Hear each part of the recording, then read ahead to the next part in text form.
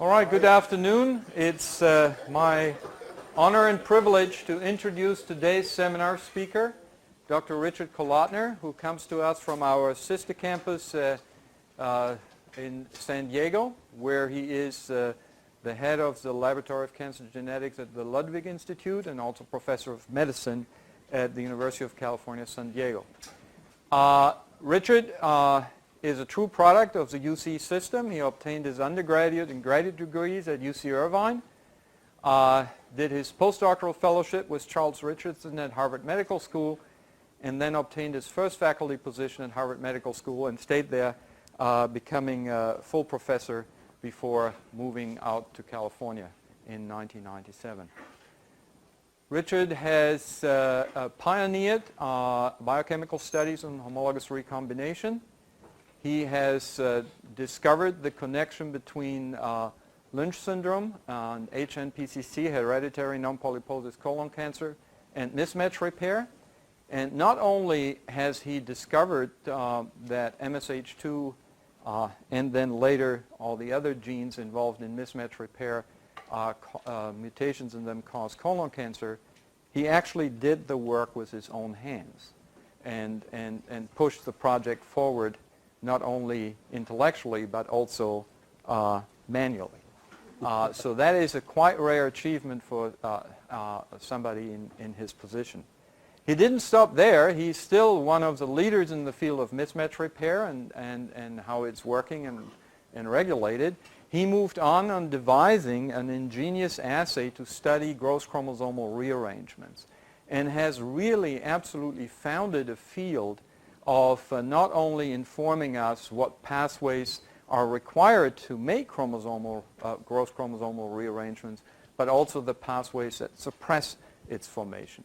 And so Richard has done spectacularly well, not only through his own research in several different areas. He has also trained so many scientists that you can easily fill a recombination meeting with the people who have come through his laboratory. One example is standing in front of you.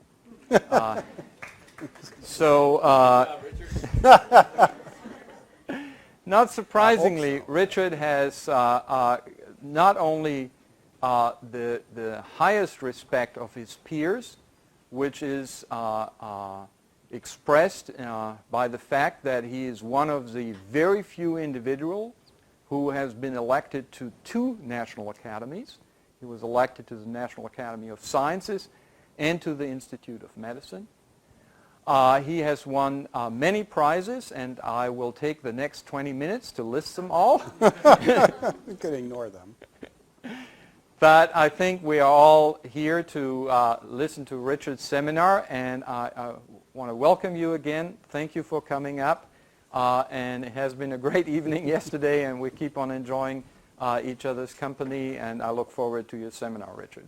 Okay. Well, thank you, Wolf, for inviting me and for being such a great host and setting up such a great schedule. You have many more people who work on areas of interest to me here than we have in San Diego. So let me just see if I can make this all work. So I'm not going to talk today about mismatch repair, although it is an area of active interest for part of my lab. And I will say it's horrifying to actually work in a field where, for many years there was only one paper published every other year, and that was your paper, to one that turned into one where there's 1,000 papers a year published. But in any event, there's still room for people to do some work there. But rather, I'd like to talk about this subject, which is in some ways the other side of the mismatch repair coin. So mismatch repair, of course, suppresses small mutations, base substitutions and frameshift mutations. But in diseases like cancer and, of course, many other types of diseases, there are mutations that are genome rearrangements, so large mutations. And so the question that I've been interested in is really what pathways prevent those from occurring. And so that's what I'd like to tell you about today. And so I do, for a start, want to acknowledge the people in my lab right up front who've been involved in this project. There is a series of people sort of listed on the left, on the right, that have past members of my lab, almost all of whom have their own labs working on some aspect of this problem. And then people in my lab now, Chris Putnam, who's actually a faculty member, Sandra Martinez, a technician, Sarah Bell, a graduate student, Sarah Klotfelder, who is actually a master's student, Katie Pallas, who's also a technician, graduate student Raul Nini, and two postdocs, Binzong Li and Anjana Sivastran, and then, of course, a collaborator, Sandra de Souza, who is for a number of years at the Ludwig branch in Sao Paulo, Brazil. Okay, so I'm going to go through what I'd like to talk with you about today, sort of in a historical way, and I'd like to apologize to the three people right there because they've heard some of this before, so they could take a nap for a little while if they want, unless they didn't pay attention the last time, in which case they should pay more attention now.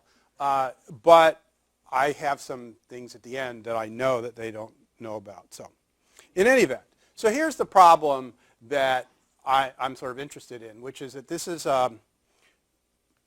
excuse me, it's a figure taken from a paper, not our paper, but from this reference down there. And what it shows really is it's using spectral karyotyping to visualize the multitude of rearranged chromosomes, multiply translocated, deleted, you name it, you can find it up here. Rearranged chromosomes in in this case, bladder cancer cell lines. Okay? And so this is pretty characteristic of many adult solid tumors, certainly not all, but many. Probably the majority of adult solid tumors. And so the interesting question is, what causes this? And I have to say that my bias is a pretty simple one, and that is that these rearrangements sometimes interrupt genes. They can activate proto-oncogenes. They can inactivate tumor suppressor genes. They're mutations. And so to me, this looks like a mutator phenotype, and it says that, well, maybe there are mutator genes just like mismatch repair genes. And so that's what I'd like to talk about today. And so I just want to kind of outline the big picture questions here, some of which I'll cover, which is this a mutator phenotype? If it is a mutator phenotype, what are the genes and pathways? Are the genes and pathways that prevent this from happening deregulated in cancer? And what I'm not going to get to is the therapeutic side of this, which we actually also work on a bit. Okay, so the observation that really started this was an observation of coming from a study trying to identify mutations that cause defects in mismatch repair. And we found a series of mutations in this gene RFA1, which were mutator mutants that caused mutations to arise in the CAN1 reporter gene. And when Clark Chen, who was a graduate student at the time, amplified CAN1 to sequence it, in about half the cases it was missing. And amplifying control, essential gene from controlled DNA showed that there wasn't a problem with the DNA preparations. And so these were deleted. But it turns out that they weren't simply deleted. They were deleted as a result of some type of genome rearrangement. He spent an entire thesis project working out the technologies for mapping and sequencing genome rearrangement breakpoints and characterizing them. And what he and others in my lab ultimately showed was really illustrated here. And so that if you have chromosome 5 with CAN1, which is really it's on the left arm of chromosome 5, but I've sort of flipped the orientation. Any other chromosome in red, what you then find is any kind of genome rearrangement you could possibly imagine that had deleted CAN1. So you could have interstitial deletions, terminal deletions that have been healed by the addition of a telomere, simple monocentric translocations, a whole diversity of dicentric translocations, such as, a broken chromosome 5 fused to a broken other chromosome, fused to the telomere of another chromosome, fused in inverted orientation to a copy of itself, and that these were unstable because they had 2 centromeres and they would go through multiple cycles of additional genome rearrangements until they shed a centromere and acquired a telomere to stabilize them. And so in fact, what he found was that these original mutants gave rise to a mutator phenotype that essentially resulted in a karyotype in yeast, which is essentially the same as a karyotype in a lot of types of tumors. Okay, so those results taught us an interesting fact, which we were unaware of. I don't know that anybody was aware of, that allowed us to develop this assay that Wolf alluded to, of which there are now many generations of. But it goes like this. So you might have noticed that in those genome rearrangements, you're deleting an end of a chromosome, right? So in a haploid cell. So it must be non-essential. So it turns out that all chromosomes in yeast have a point of demarcation where centromeric to that point of demarcation is a mixture of essential and non-essential genes. Telomeric to it is only non-essential genes. Those termini are non-essential. You can have quite large non-essential chromosome termini. So all we really did was, for chromosome 5, was insert a second gene, URA3, between CAN1 and the telomere. This marked chromosome causes cells to be sensitive to 2 drugs, canavanine and 5-fluorotic acid. During the growth of cultures, you get progeny that become resistant to both drugs. You can measure the rates of generating double drug-resistant progeny by classic fluctuation tests. Luria and Delbruck, 1949. Nothing new here. And that formally speaking, they could be genome rearrangements that co-delete the genes or mutations of independent mutation of both genes. It turns out independent mutation of 2 genes is too low to actually detect, and that every progeny, every double drug-resistant progeny has a genome rearrangement. And so you can measure the rates, and you can deconvolute the structures and gain a lot of information about them. And I'm not going to go too much into some of the early studies that we did. But we sort of took on this, it's a classical genetic approach to look at this, isolating mutations at increase and decrease rates, put them into pathways by classical genetics approaches, look at the structures, and in some cases do relatively detailed mechanistic studies, which didn't necessarily endear us to people whose pathways we ran into that they didn't know had anything to do with genome instability. In any event, at the end of the first phase of these studies, we sort of got to these conclusions, which are pretty simple. There are a lot of genes which, when mutated, cause increased genome rearrangements. You can put them into pathways. You can have double mutants, for example, can have extremely large increases in genome instability.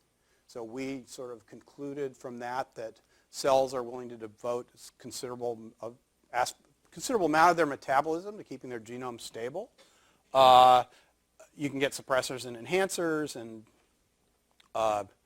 also, and so a lot of things that are sort of illustrated there. So, and after sort of thinking about it for a while, we felt that our data kind of fit this hypothesis, and that is that the damage that gives rise to genome rearrangement occurs during replication, and it impacts sort of 3 groups of genes.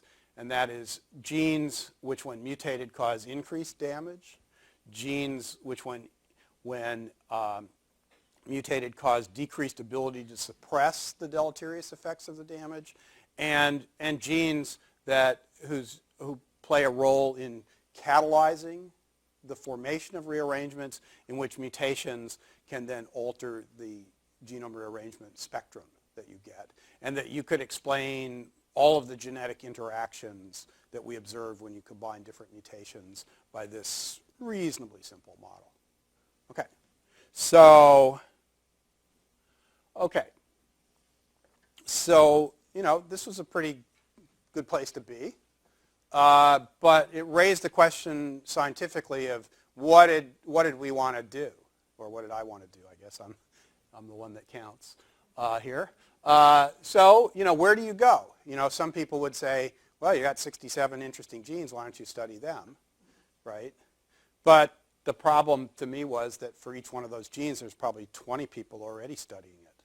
So it seemed more attractive to ask a different question, which was could we actually do a sort of saturation genetic analysis of these pathways?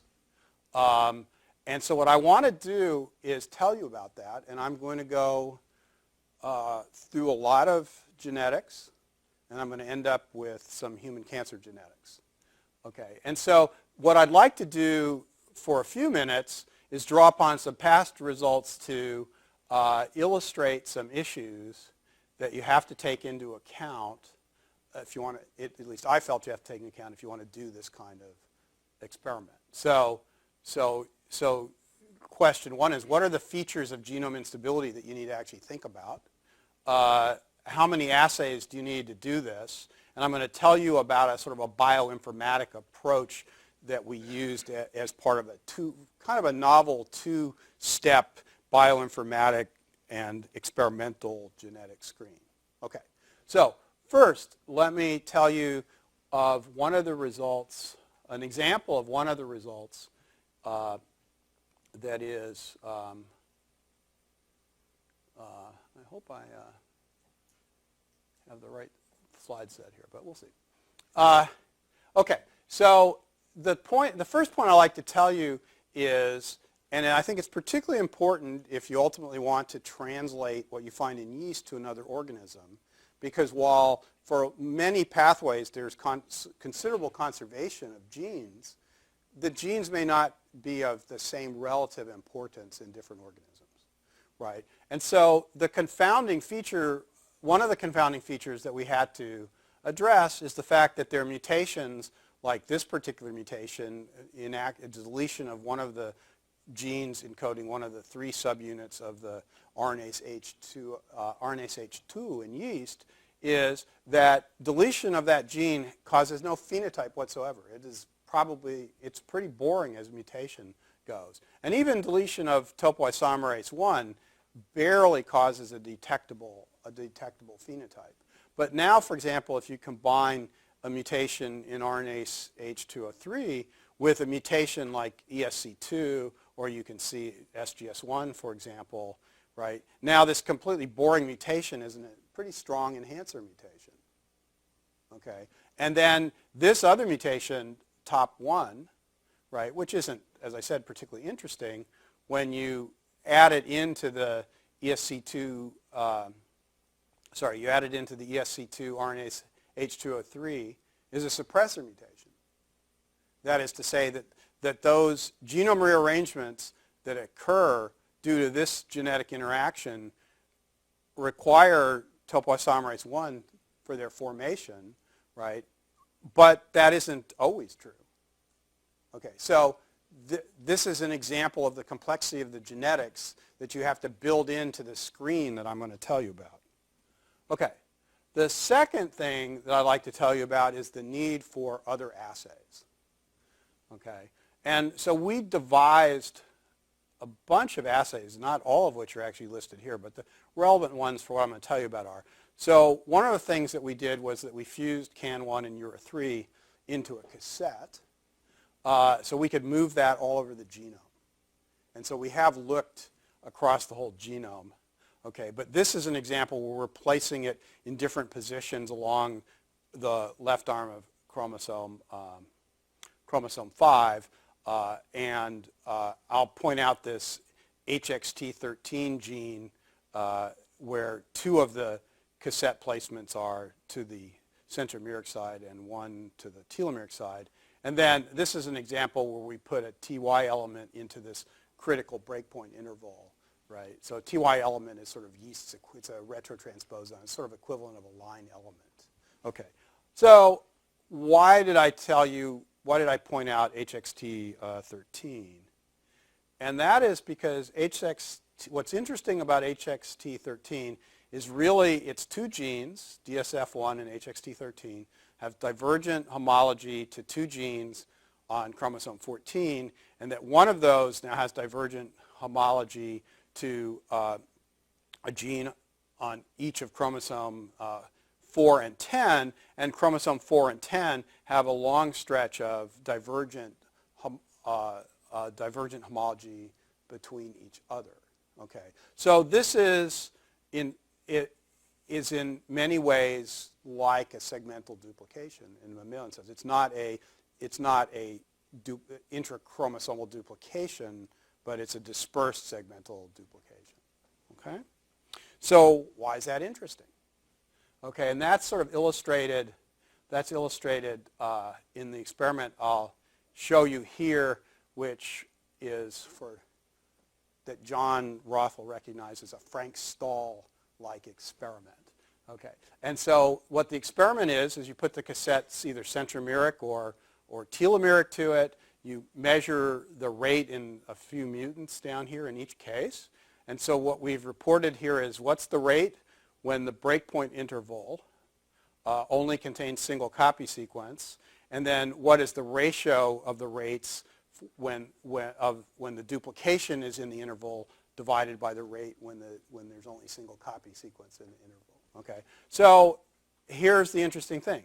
So in wild type case where that's the baseline case, when the duplication is in the interval, the rate goes up 9-fold, and about 90% of the rearrangements are actually mediated by Rad52 dependent non-allelic homologous recombination to those dispersed repeats, giving you translocations. Okay? Now, here are two other mutations, a checkpoint mutation and a mutation involved in ubiquitination, affecting ubiquitination. You can see that in the assay where there's only a single copy sequence in the breakpoint interval, those mutations have no effect at all. But in the assay where the duplication is in the interval, hundreds of fold increase in the rearrangement rates. Okay, in contrast to a mutation like Rad27, which actually causes a huge increase in rearrangement rate when the single copy sequence is in the interval, and in fact causes a somewhat modest increase in addition when the duplication is there, but fundamentally is neutral to duplicated sequences. Okay, so the bottom line here is that there are actually pathways whose role in the cell, I would argue, are to prevent rearrangements mediated by non-allelic homologous recombination between divergent sequences. So another way, another sort of problem that one has to account for. Okay, so I do want to say that, to sort of tell you a little bit about this, that the structure of those duplication-mediated rearrangements and what we learned about them look as if they're formed by a type of recombination called break-induced replication, where the broken chromosome invades a non-allelic region of homology and then copies to the end of the chromosome, capturing a telomere, and that there's often template switching between these two sequences and yet other related sequences in the cell.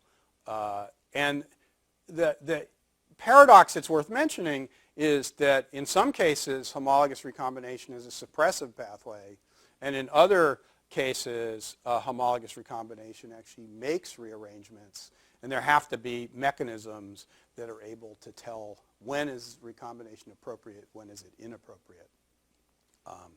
And we could discuss that. I think it's a really interesting feature of the system of cells, actually. So let me tell you a little bit about this assay where you put this TY element in there, which reveals yet another complexity. Okay, and so maybe to simplify the slide, I'll tell you that if you put a TY element in the interval, it increases the rate, actually more so than the segmental duplications. Mutations that increase GCR rates tend to have somewhat modest effects compared to when it's single copy sequence. In many regards, the rearrangements that occur are just like the case where you have those divergent duplicated sequences. It's just that there's 248 targets in the cell instead of 5 or 6. Okay. So I want to tell you one little feature of this, of what happens when you have a TY element in there. But to get there, I need to sort of explain an assay. And I guess I'm in a genome center, so I can tell you this is one of the things you can do with your ABI 3730s. They're the best densitometers in the world. Okay. And so basically this is a human genetics technique called MLPA, which is really a ligase-mediated amplification. And so what you can do is sort of sprinkle pairs of these primers across chromosomes and use them to measure copy number. Okay. And that's useful because we know that these translocations that occur are non-reciprocal translocations, and so they duplicate chromosome ends. Okay. Because that's the beauty of the sort of using a haploid cell. Okay, and so for example, here is so you can actually put these little primer pairs at the ends of chromosomes, and so this is what happened. This is what the data sort of look like. So this is what the data look like for the wild type chromosome, and this is a non-reciprocal translocation. So you can see the deletion. And you can see the duplication. Okay. And because of the ability to multiplex and all that stuff, it's an extremely cheap assay, right? And that's important. Okay, so the surprising result that we got when we surveyed every chromosome arm across a large number of independently isolated rearrangements was that the observed distribution of chromosome arm duplications was not predicted by the frequency of targets along chromosomes. So this is what the expected distribution is, assuming that every target was used equally. And here you can see actually that 85% of the rearrangements are mediated by what proved to be 6 target sequences. So 6 out of those almost 250. Okay? And so one of the things that we could do, since we could get it down to, actually it turns out to 4 chromosomes, is that you create a primer pair, primer pairs along the chromosome allowing you to look at the involvement of any given TY target. And this is a sort of an example of chromosome 10 translocations, where 10 out of 10 translocations, the first interval was not duplicated, but every interval telomeric to that first set, this was a tandem duplicated TY, was duplicated. So this is a hotspot on chromosome 10. Okay, so this gets me to my point. Okay, so this is an experiment where we're looking at the effect of a RAD51 mutation. So we're getting rid of the RAD51 dependent recombination pathway. That increases the genome rearrangement rate about 7-fold. Okay, so if this is just a general suppressor, the rate at every site should go up 7-fold.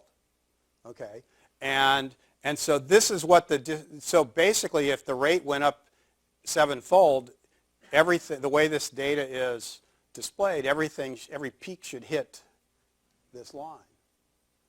Okay, but you can see now some of this is noise, right? But there are a couple of things worth pointing out. So this chromosome 3R hotspot, those rearrangement rates were completely dependent on RAD51. So they're made by, in a wild type cell, made by RAD51 dependent recombination. These turn out, this was actually not a target of any significance in the wild type cell, okay? but is a quite striking target in the mutant cell. So there, in a wild-type cell, the RAD51 pathway is suppressing the rearrangements. Okay, so there's a whole substrate specificity here that we have to worry about as well to some extent. Okay, so now that I've told you how complicated it is, I'm going to tell you about genetic screens and at least some of our attempts to deal with this. What I haven't told you about is that these assays are really pretty spectacular for doing targeted studies, but they're pretty difficult for to execute in the kind of numbers that you might like to perform in a real classical forward genetic screen, much less a complicated enhancer screen. Okay, so I want to tell you about that. So here are sort of the issues. One is the one that I wouldn't be talking any further if the answer to that first question was no, classical hypothesis-driven approaches have not gotten us all the genes. The thing I'm going to tell you about is can we learn from our systems biology colleagues to come up with a way of doing sort of a bioinformatics-based genetic screen, and how do we ultimately improve the accuracy of genome-wide approaches to genetic screens. So before I go on, I should probably remind you of what is actually a genetic screen, okay? Because I suspect there are a lot of people in the room who don't necessarily think about what a genetic screen is, right? So what's a genetic screen? So a genetic screen is actually very simple. You take a bunch of mutants and you screen them for a phenotype that is of interest to you. And they're all the same, okay? It doesn't matter whether you're mutagenizing your favorite organism with EMS and sitting there with toothpicks and streaking out hundreds of thousands of colonies and testing them, or whether you're doing something incredibly fancy like using arrayed sets of mutations and having robots do your screen for you. It's all the same, okay? And I'd actually also contend that, at least conceptually, they're all the same. Technologically, they might be different, but conceptually, they're all the same. They also, I think, have another feature, right, which gets to this issue, do people ever really saturate genetic screens? And how do people think about genetic screens? And I'd actually contend that whether you do something fancy with robots or whether you do EMS and toothpicks or something like that, the way most genetic screens are done is that people get a bunch of mutants and they sit there and test and retest and they categorize them from strong to weak. Okay, and so they rank order them and they say, okay, how many do I need to get me through my career, right? Multiply by 3, set a cutoff, and give the mutants to the people leaving their lab, right? And that's sort of how it's done, right? And I don't think I'm joking. And so there, for a lot of reasons, people don't care too much about saturation. They just care about getting interesting mutants. Okay, so what I'd like to do is move through a 2-step sort of genetic screen, one of which is, and I don't want to tell you that I'm a systems biologist because I'm not. I'm just trying to tell you I'm trying to learn a little from the systems biologists. Okay, so the question is, what would we like to do? So we would like to actually use sort of systems biology approaches to do an in silico genetic screen. Okay. And the way we're sort of doing that is, well, we have a set of founder mutations, founder genes. We can add into those genes and the pathways that those genes identify. Then we can start asking, okay, well, we have a bunch of genes. We know what phenotypes the mutations cause. And as I guess we all probably know, there's a whole enterprise of people taking, at least in yeast, these arrayed sets of mutants and screening them for phenotypes, right? And there are databases of huge numbers of databases of data that you can utilize. So people have already done genetic screens with them. And so you can look at, in our case, sensitivity to some critical DNA damaging agents. You can look at synthetic lethality relationships, and you can use those 2 features to find mutations that cause common phenotypes. And then you can actually use synthetic lethality relationships and hierarchical clustering to put them into similarity groups, which in many cases really are virtually identical to pathways, but not always. Okay?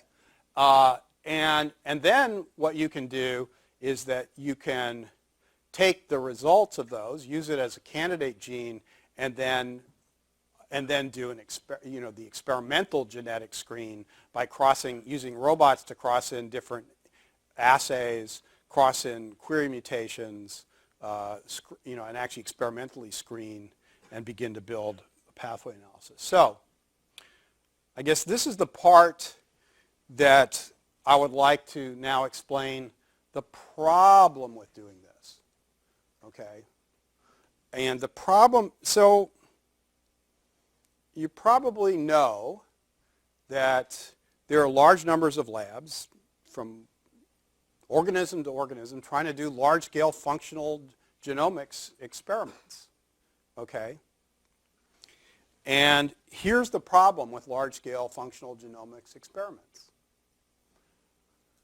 It's called data quality. So let me tell you what this is. This is, I think it was the results from 55 screens where different labs took exactly the same set of arrayed mutants and they screened them for sensitivity to drugs. Okay, and many of the individuals' screens used the same drugs. Okay, so we took the results of those and we ran them, analyzed them on hierarchical clustering, and so you can look at the relationship of the data sets. And these are the data sets for sensitivity to methylmethane sulfonate. And you can see the 7 experiments are not very related to each other. Okay, and then these are 2 investigators. The names have been hidden to protect the guilty. Okay. And you can see that investigator 1 screened 5 drugs and investigator 2 screened 2 drugs. They each screened some of the same drugs. And you can see that the data cluster by investigator, not by drug. Okay? So this is kind of a horrifying result. And then you might wonder, what is the implication of that for higher eukaryotic functional genomic screens if this is a simple organism? Okay, so I would tell you that the problem here is that there's probably a large number of people who are holding up plates to the light and saying, looks dead to me in these screens, and it's not a very good way of doing it. But so having said that, I want to tell you actually these data are completely usable. I know it doesn't look like it from this slide. Okay, so let me show you this slide. Okay, and let me tell you what is on this slide. So in this graph, we're graphing 2 things. So we're simply graphing for each of the deletion mutations, of which there's 4,700 of them. We're asking one by one, how many times has it been reported as causing sensitivity in one of these drug screens? So 20 times, 30 times, 40 times. And then how many were reported 20 times or 40 times or whatever. And there's 2 experiments here. So this peak that comes up like this and goes down like this is what you get when you do these. You take the 155 screens and you repeat them where your experimental criteria is selecting the same number of genes that each one of those screens identified, but your criteria is picking them at random. Okay, just that one. Okay, and then this one here is the experimental data where they selected drug sensitivity. And so what you can see is that there is an overlap between random and experimental. So there's an 89% overlap. Or a better way to put it is that there's only 11%, if you go to the databases that have these data in it, there's only 11% of the data in there that's actually of interest to you. Okay, and so the challenge is pretty simple. You just need to be able to predict the cutoff here. So you have to do simulations to calculate the probabilities that these things have been picked up specifically as compared to random. And that's perfectly useful because if you actually look out in the tail, that's where all the interesting genes are. So, these are genes some people recognize as being really interesting genes. And they're the ones who are, way out here. And all you need to do is exclude the ones that are in here. You cannot exclude the ones that are in here if you just go to an individual data set. But if you aggregate all the data, you can do that. Okay, it's very simple. So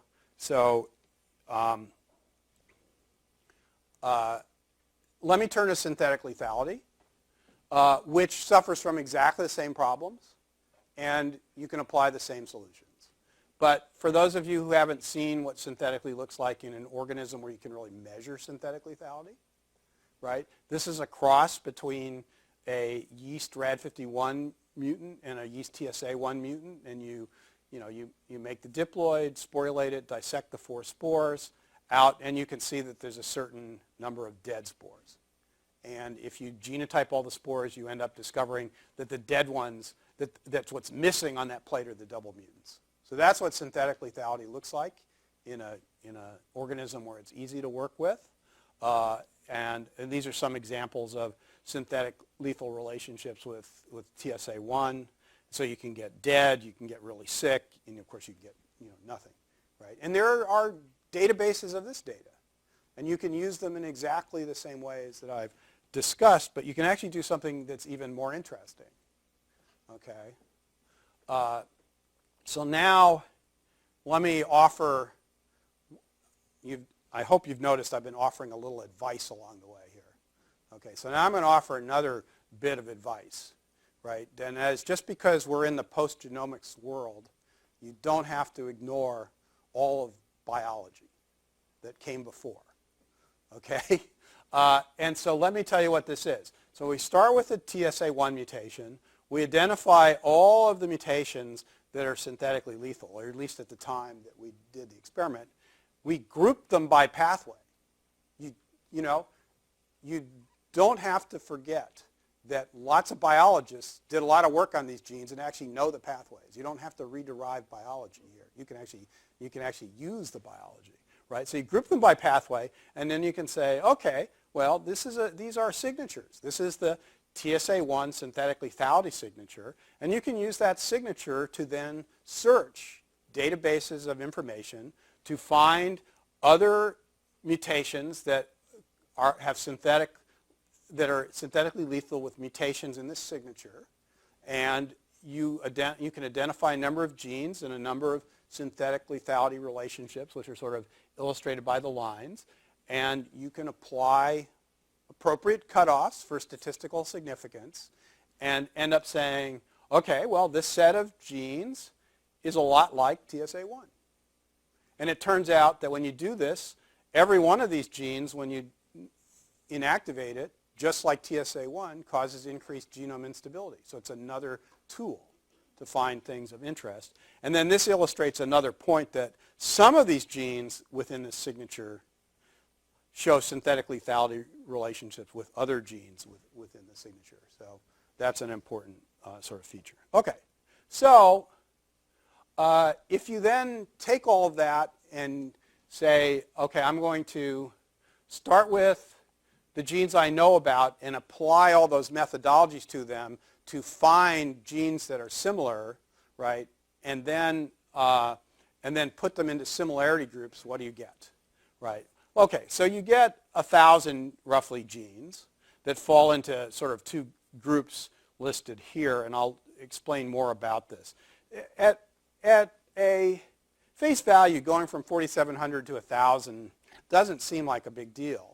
Okay, except for the fact that in addition, they're extremely highly categorized by this point. Okay, so what do I mean by extremely highly categorized? And I'm going to kind of go through this in ever-increasing detail. But basically, here's this 1,000 genes, and they fall into clusters, and of course some that are unclustered. And the clusters actually correspond to real biology.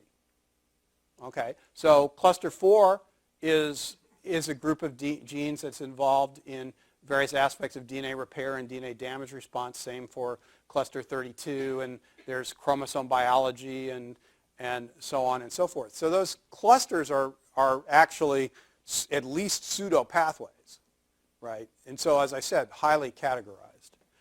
To give you an example of how highly categorized, this is just a display of cluster 4 using a tool that lets us annotate all of the data from genome-wide sort of experiments, which I'm not going to go into.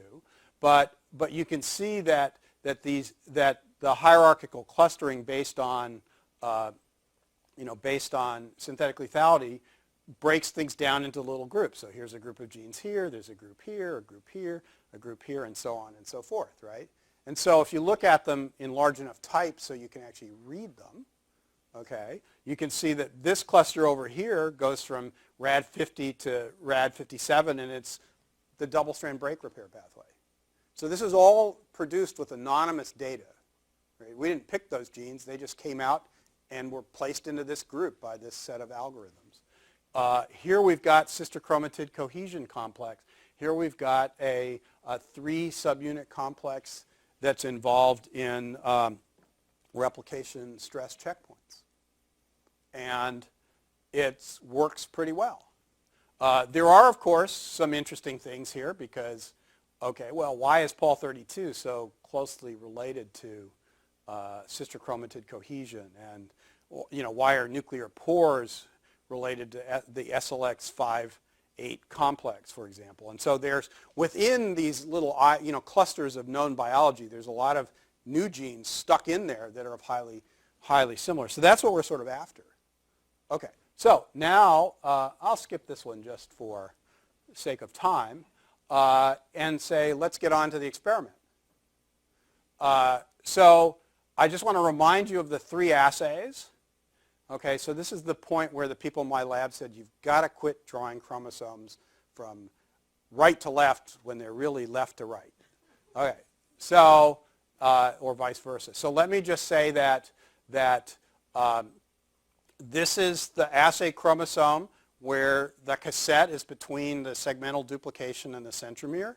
This is the assay which is our most useful assay where it's between the segmental duplication and the telomere, and this is the one where the TY element is involved. Okay, this is the experiment. So the experiment is that we took Charlie Boone's sort of SGA methodology and we redesigned it so that it would actually work with the kinds of assays we have to do. And so that basically we have an arrayed set of mutations. We have query strains. So what are the query strains? The query strains are first 3 wild-type strains that each have the different assays in them. Then there's 43 query strains that each have a query mutation in addition to this duplication assay. And then there's another one that has the so-called pre-duplication assay and a kind of a critical query mutation that we cross robotically to all of these candidate mutants. And then we end up with strains that you can do experiments with. Okay, so let me now progress through how this works. Okay, so what we do is we make each strain in quadruplicate and we test each one in triplicate. And the way we test them in triplicate is to patch them out onto plates and replica plate them onto double drug media, and then you can see these little colonies grow up, which only grow up if a genome rearrangement occurred on the original patch. And then on the right, and so we have a scoring system from 0 to 5, and these are the actual rates that you get when you measure by fluctuation analysis. So you have a semi-quantitative scoring system. Okay? So now let's go through some results. So first of all, in the part that we finished, which is analyzing the non-essential genes, there's 184 genes in which a mutation causes increased genome rearrangement rates. Okay? We're part of the way through looking at essential genes using temperature-sensitive mutants. We've already found another 44 essential genes, and there's yet more. Okay. Anyway, of the 184 genes, they sort of fall out into these processes, right, ranging from DNA repair to oxidative stress, nuclear pores, and so on and so forth. And this is sort of a way we've played around with trying to illustrate the data where each one of these circles represents a mutant that's been tested in the 3 different assays. And if they're colored in, it means there's a rate increase in the assay. And so you can see over here when you look at the homologous recombination genes that the single copy sequence and the TY mediated ones go up in these mutants and the segmental duplication does not. That's because the RAD51 homologous recombination pathway actually makes the segmental duplication mediated rearrangements, whereas in fact that pathway suppresses them in the other assays. And there are similar sorts of effects. So some of the mutations are very general. There's other examples down here of some of the post-replication repair pathways that show quite different sort of assay specificity. Okay? So now let's turn to the enhancer part of the screen. So how did we do the enhancer part of the screen? So what we did was, and this isn't what people normally do, I think, when they make they do interaction screens. I think there's a literature that says, well, you need 20 or somewhere modestly above 20 query mutations to generate a good interaction map. I think that's a little arbitrary. And what typically you see in the literature when people do this is that they pick a lot of mutations that are affecting the same things. So you can, if you actually look, you'll see people have some protein complex and they'll have a mutation in every subunit. Doesn't make a lot of biological sense, right? So what we did was that we walked down these clusters, and unless there's a good reason, we're sort of picking one mutation per subcluster. Okay. There are some places where we picked more. There was a reason to pick more. There are some places where there were reasons not to pick any. Okay, but we walked down these, particularly the clusters that we thought were the most interesting, and by doing this, you introduce into your query set a huge genetic diversity. Okay, and so, I guess in one fell swoop, I just told you that we made 50,000 double mutants and tested them. Okay. And what are the kind of things that you see? Well, here's an example of a checkpoint gene, two genes that have different roles in checkpoints, MRC1, ELG1, and you can see this double mutant, the extreme synergistic increase. LG1 that plays a role in ubiquitination, interacting with MR11, RAD50, XRS2, you can see it's a suppressor. Okay. One of the things that introduces power into our analysis is that in the tester set, that is that 1,000 mutations, okay, we almost always have a mutation in every member of every pathway. Okay, so you get a lot of confidence when these three genes, which each encode a subunit of the same 3-protein complex, show exactly the same effect. Okay. Some other examples. I think I put this in for Wolf and Steve. So this is an example of an exo1 mutation and analysis with interactions with different checkpoint mutations, and you can see there's a synergistic interaction with RAD9, RAD24, DDC1, MEC3, and RAD17. So this is a DNA damage checkpoint. Okay. Here's LGE1 again. You can see that in this context, it's an enhancer, not a suppressor, right? And then here's XO1 with recombination genes, and quite to my surprise, you can see it's an enhancer for RAD51, 54, 55, 57, and POL32, and maybe extremely weakly with some others, and so that's the part of the pathway, at least that some people of recombination that some people think affect catalyze break-induced replication, right? So we have to kind of sum things up.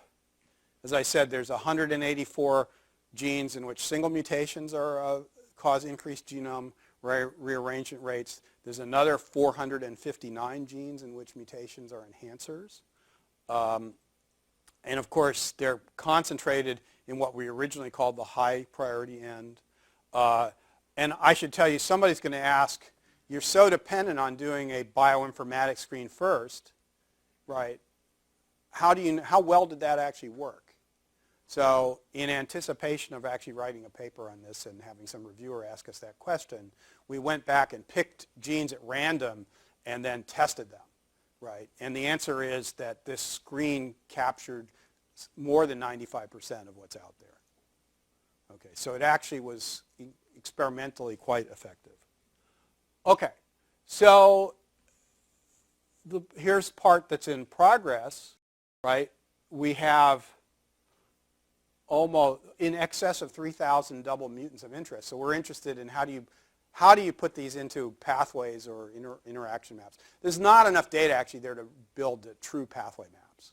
Okay, but there are data for producing interaction maps. And it's a little complicated as to how we do this. But basically how we do this is that we walk down that list of 1,000 genes and we go, for first gene, who did it interact with?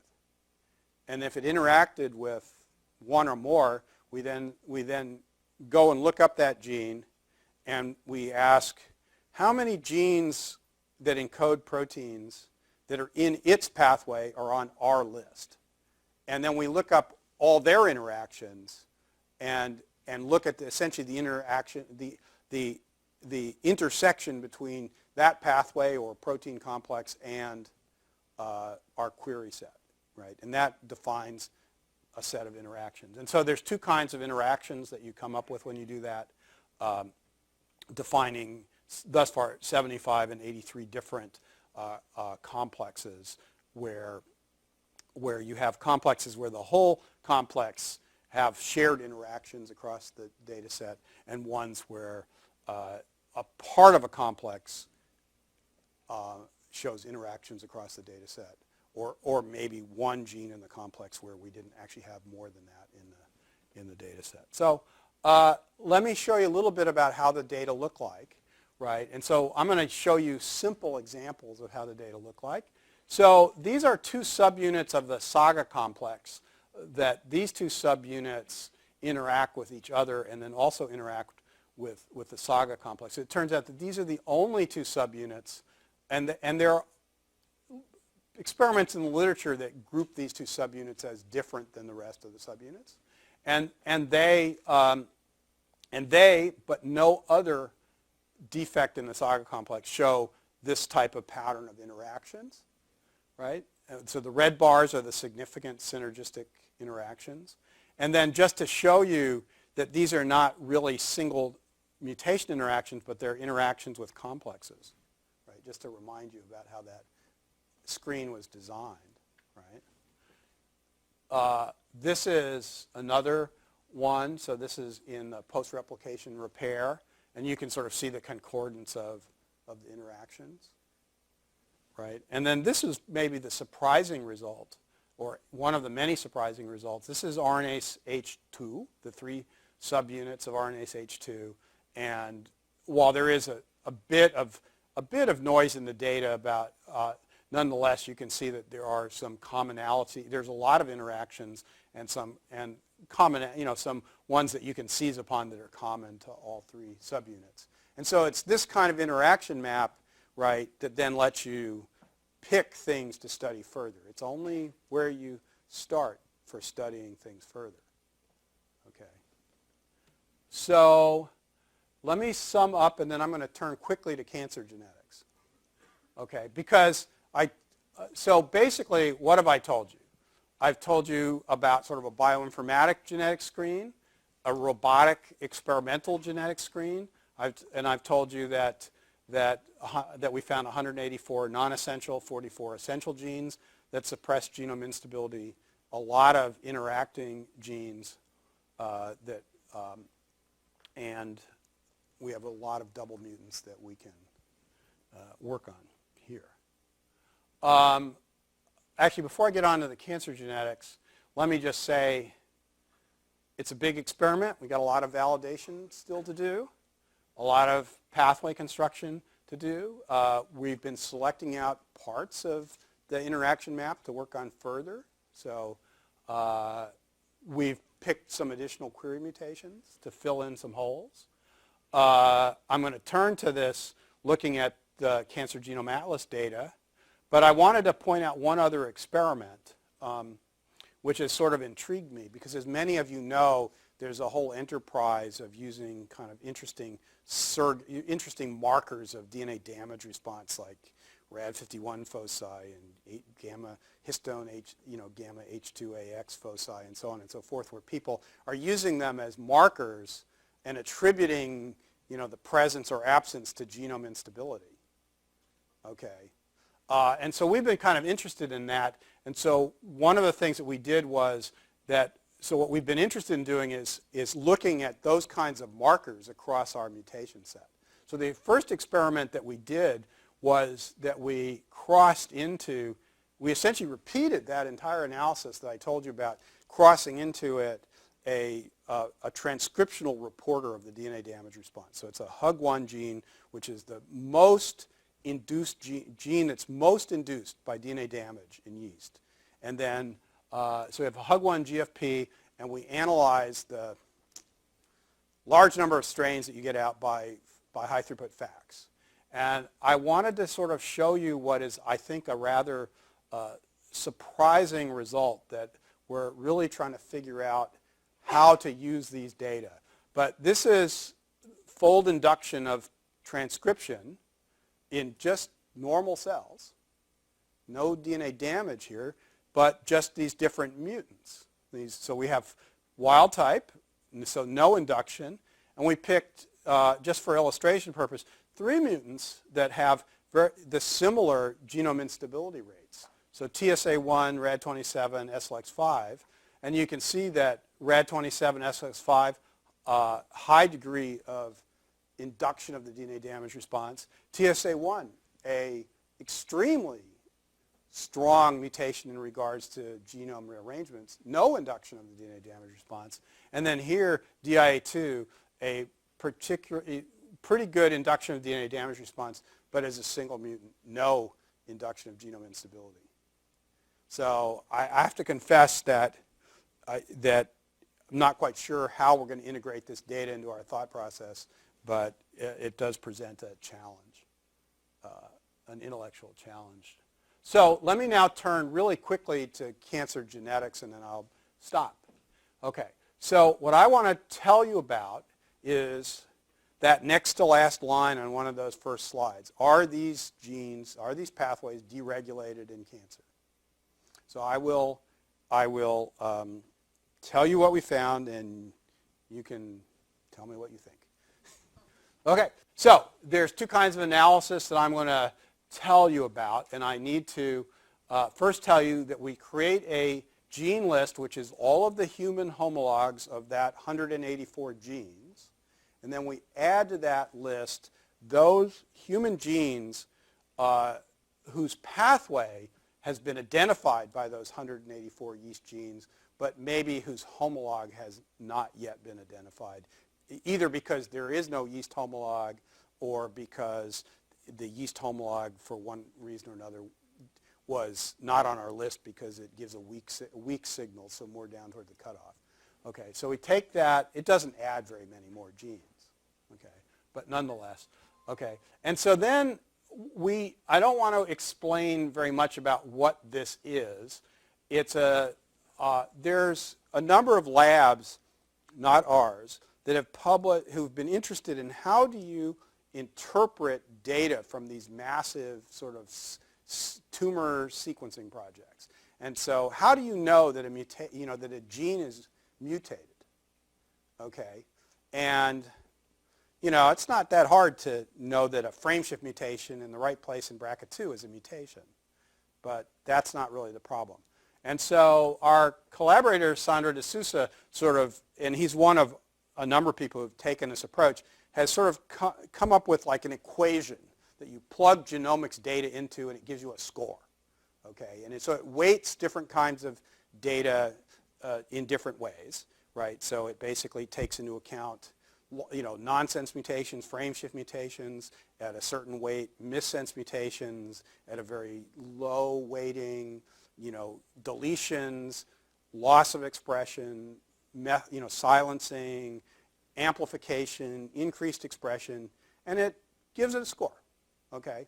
And the scores range from highly negative to highly positive. And I think the best way to think about it is highly negative sort of means reduced activity, and highly positive means increased activity. So just to orient you, BRCA2 comes up, BRCA2 in ovarian cancer comes up -5. BRCA1, -3. RAD51C, -1. Okay. Something that's amplified can be +4 or 5, right? So it's you can take it or leave it. It's a way to kind of prioritize genes on the basis of some information, because how do you really look at 30, a large number of genes, right? And so one experiment that we did was that we identify genes where the score is less than -2 or greater than +2. And then we do simulations to determine the significance. So what does a simulation mean? So we have a certain number of genes that defines a certain amount of coding sequence.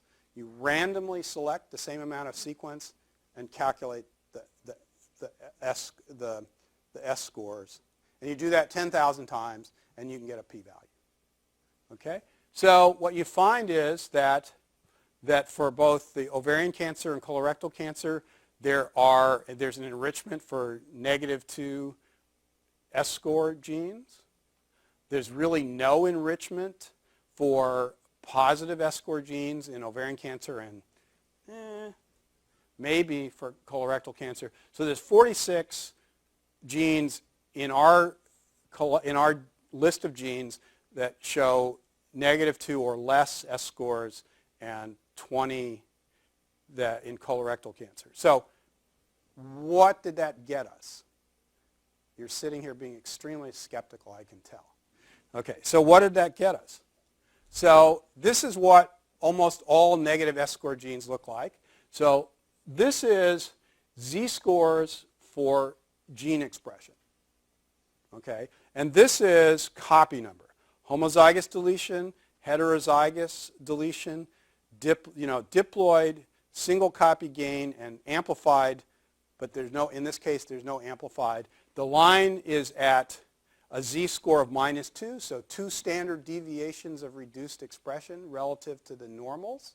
And what you can see for a gene, for one of these genes, MSH3, on our list, so you can see that there are deleted genes, both homozygous and heterozygous, with highly significant reduced expression. And all 54 of the genes in ovarian cancer and all 20 of the genes in colon cancer look like this. So they are, and in fact, at least 20% of all the ovarian cancer cases have between 1 and 3 homozygous deletions of one of the genes on that list. Okay. So you can, first result, there's a high degree of essentially deletion and loss of expression of many of these genes. Okay, what about mutations? Okay, so the way we do mutations is reasonably, I think, pretty stringent. What we do is that we take, for every gene on that list, we search up all the mutations that have been reported. Okay, and then we break them down into classes. Okay, and so I think it's important, I think it's the most stringent thing you can do to break them down into classes. So missense mutations, nonsense mutations, frame shift deletions, frame shift insertions, small deletions. Consider them each as a component type, right? Don't aggregate them all together. And then, of course, you do the same sorts of simulations, right? So you pick the same amount of coding sequence 10,000 times, search up the mutations, and calculate the p-value so that you can, control for gene size. You can control for base composition and so on and so forth. You don't want to get caught in the trap of, I picked the largest gene in the human genome and, wow, there were a lot of mutations there, right? Size matters, right? Okay, and so what do you find, right? So you find that there's a significant enrichment for nonsense mutations, for frameshift mutations, at least in colorectal cancer, a significant enrichment for splice site mutations, and that in both there's a significant enrichment for deletion mutations. And in fact, there's 27% of all the ovarian cancer cases that have, on average, 1.2 genes in it, in that sample with a loss of function mutation in one of those genes, and 30% of the colorectal cancer samples with an average of 4.1 loss of function mutations. And I just want to tell you that we've done the analysis.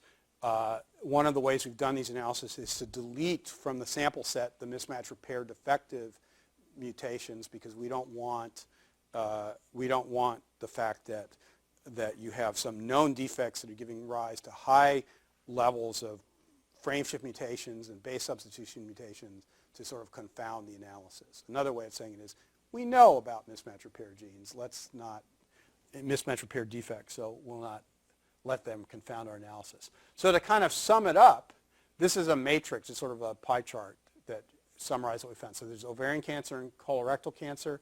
And then this is two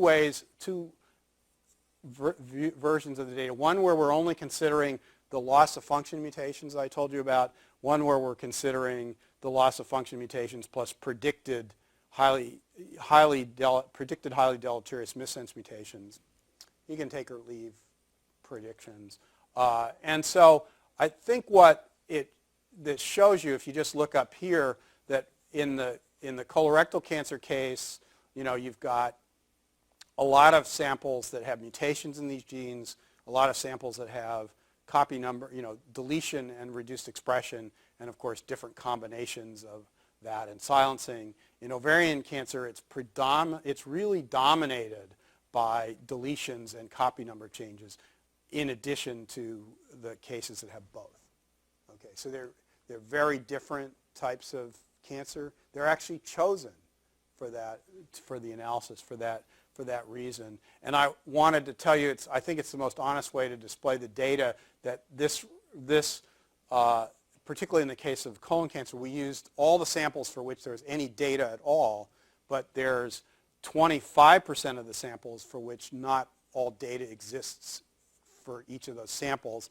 And so that actually a certain fraction of this non-affected samples actually really do have defects in them. It's just they weren't analyzed with the right test. It's actually about a third of that. So I guess I'd like to argue that the data suggest that these genes are deregulated in many of these cancers, right? I've told you a lot of what's already on that slide.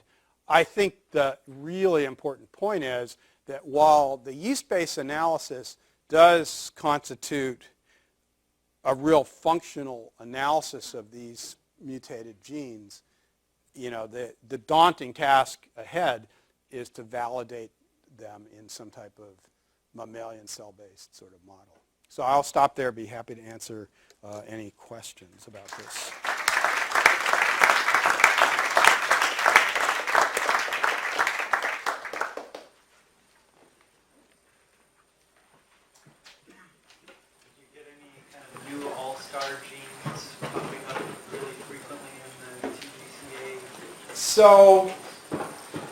So the answer to your question is that I don't know really.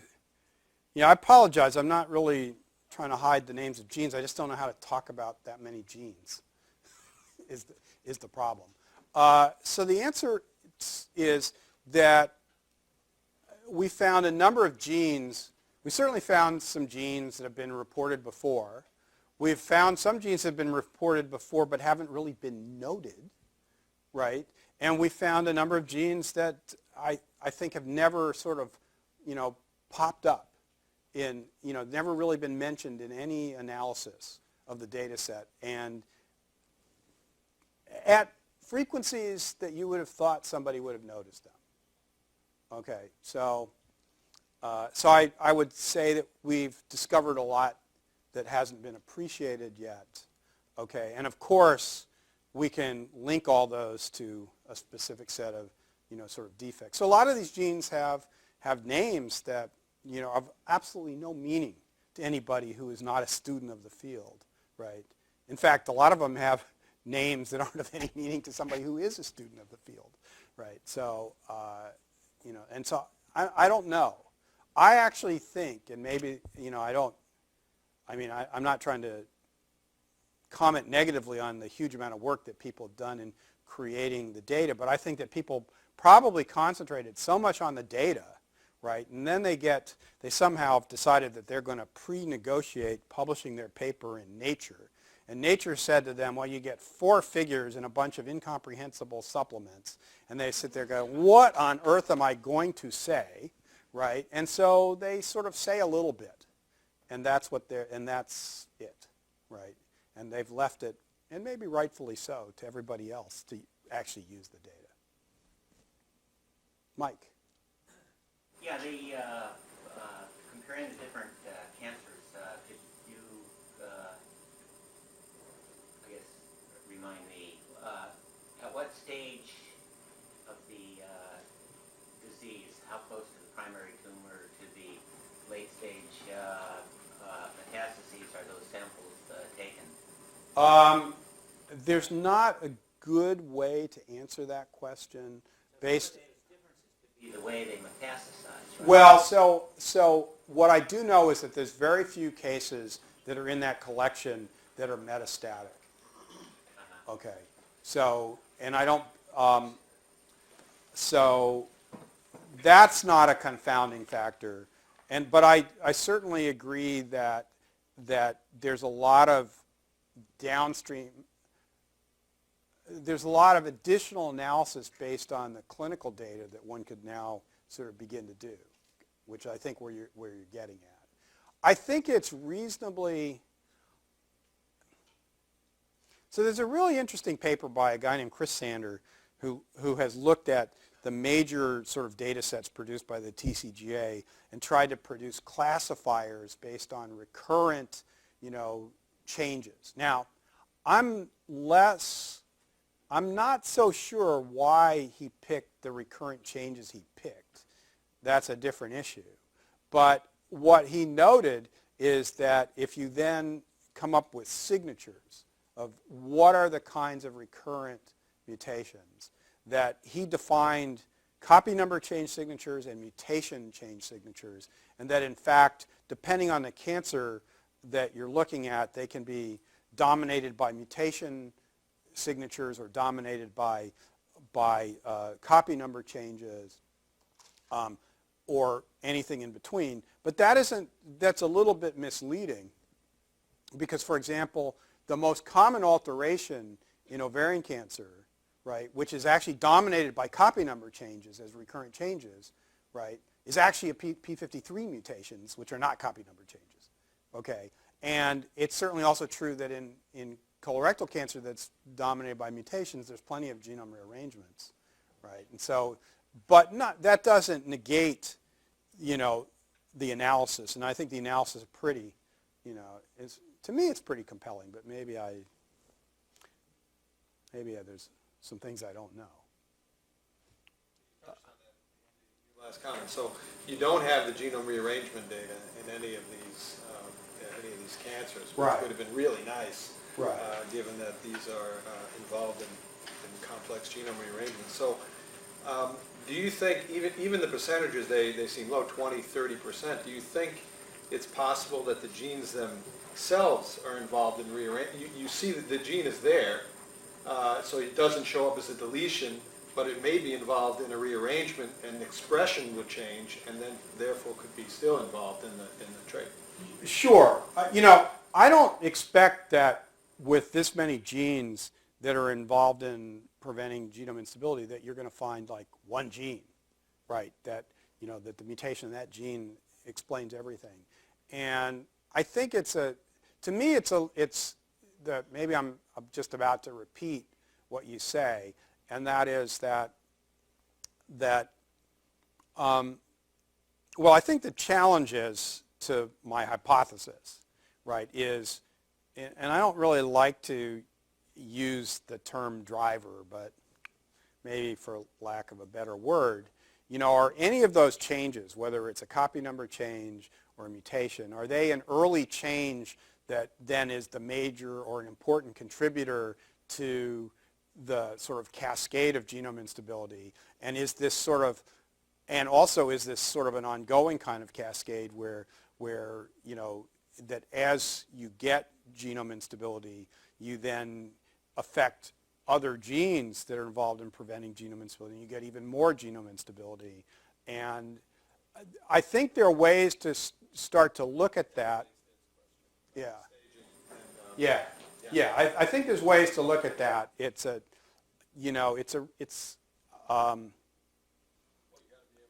Sequencing individual cells to look at rearrangements.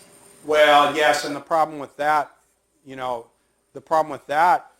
is that I think the data that thus far have been generated looking at genome rearrangement in cancer are really interesting in the sense that they can sequence things and find genome rearrangements. But the truth is they don't know what they're missing, right? They get some genome rearrangements and they're really happy, right, about that, for sure, as well they should be. But there's a lot that they can't find. And there are a lot of assembly errors, a lot of faults. That's right. So it's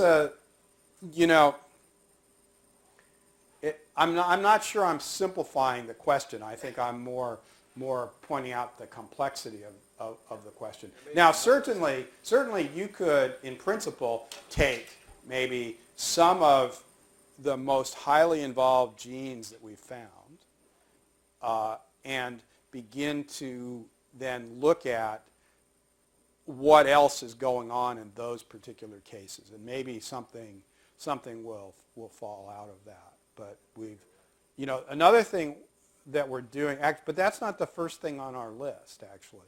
The first thing on our list is to analyze a cancer, do this analysis in a cancer type that doesn't have genome instability, right? Because the hypothesis predicts that you should get nothing, right?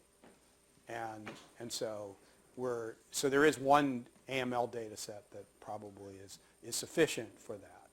Right, but that's the highest priority sort of data set that for us to analyze. So I don't have that yet. That's lovely data. So you have this beautiful analysis of a lot of genetic abnormalities across different cancers. So is this to say you can work out which are the drivers? Is this to work out just that one has these abnormalities? How does one, because clearly the driver is context dependent. Sure. And so, I mean, if you take bladder cancer, P53 is sort of screwed up 70% of the time. You take MDM2, and yet that is not a predictor in bladder cancer. Yeah, I wouldn't see that at all. How do we use this to improve patient care? Well, I take you we're a few steps away.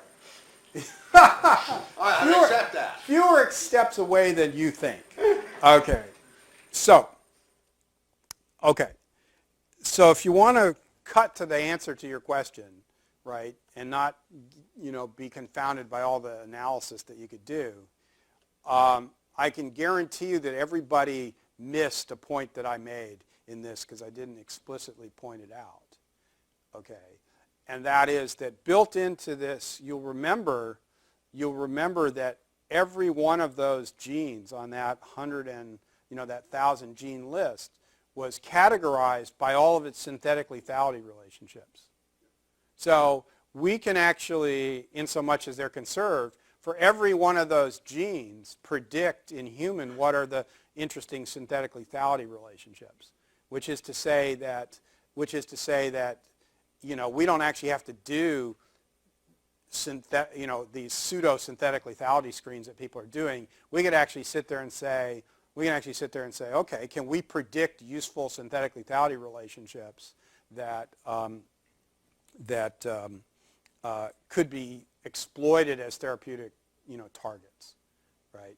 And that would be dependent on the fact that those defects are, the underlying defects that I've talked about are important, right, in these tumor cells. So we've been doing that, okay, and I'll just leave it and say the prospects look good, okay, and we've been doing that solely focused on ovarian cancer because that seems to be a disease where the prospects look bad, right, for ovarian cancer. So we figured, why not work on something that has been, as far as I can tell, where therapeutics haven't improved in a really long time. Wouldn't these be really upstream, I mean, early, like stage 1 kind of targets where they're not going to be the drivers, they're promoting rearrangements, then it's the rearrangement that drives the... Well, yes, so this is a lot like, so in the early days of mismatch repair, people said, well, mismatch repair defects are, these are classical tumor suppressor genes. Okay, you'll probably might have noted that one of the things that I did was that I never called them tumor suppressor genes, right? I called them cancer susceptibility genes, right? And the reason why I call them cancer susceptibility genes is because they can't possibly be tumor suppressor genes. They're doing something to create the tumor suppressor defects. It doesn't make sense evolutionarily. Right. However, that it's still a defect that's present in the cells, and so it's they are mismatch repair gene defects are drivers, but they're drivers in a somewhat different way than I think that people typically think about drivers that you've somehow changed the growth regulation of the cell in some way. They're early Right. drivers, right? Yeah, they're early drivers. They're like training, Yeah, but I don't think that pushing the cell. early driver, late driver, if it's a genetic defect, it's in principle offers you an opportunity to work with that genetic defect, right? Now, I tell you that the tragedy of all the beautiful genetics that went into mismatch repair is that I'm not sure we've ever come close to coming up with something that we can use therapeutically. But you have a question there. I have a question about the assay. Sure. You said you rejected the possibility of individual mutations targeting URN3 and CAN1 just because the expected double mutation frequency would be too low. Yes. Based on what you were saying. But could it be that some of these mutants that you're analyzing are actually increasing that? You're completely correct, and the rates are still too low. Okay, you're 100% correct, and that in fact, so take something like an MSH2 mutation, right, which is a classic point mutator gene.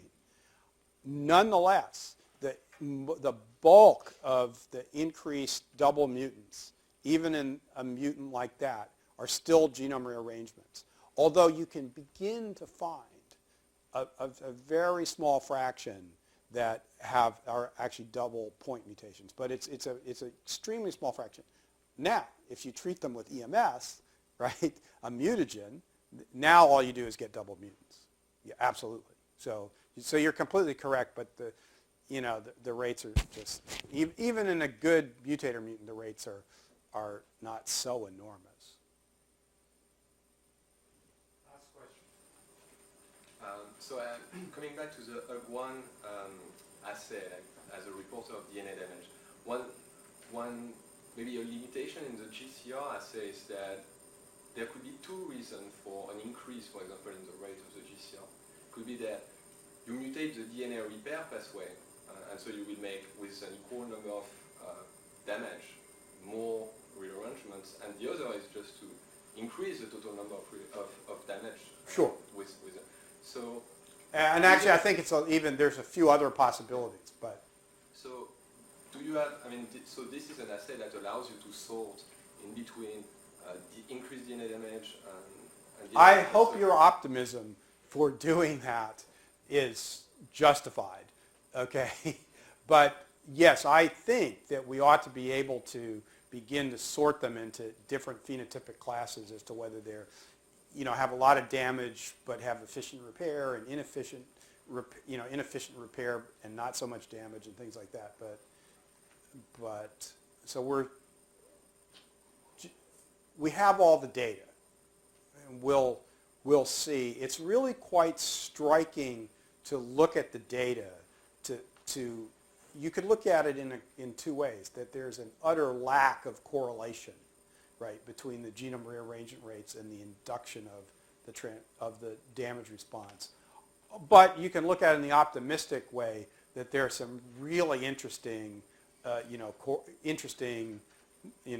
examples to focus on. So we'll see. I hope that your optimism is justified. Otherwise, there's going to be somebody. Otherwise, the only person who's going to be happy is the person who collected all the money I had to pay to use the 96 well plate loading fax machine. So after the last question, we take a very last question. The last, and then the.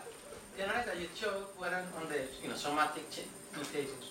Would you expect this list of genes to be enriched by variations in the germline that will increase the risk of cancer? Oh, you mean?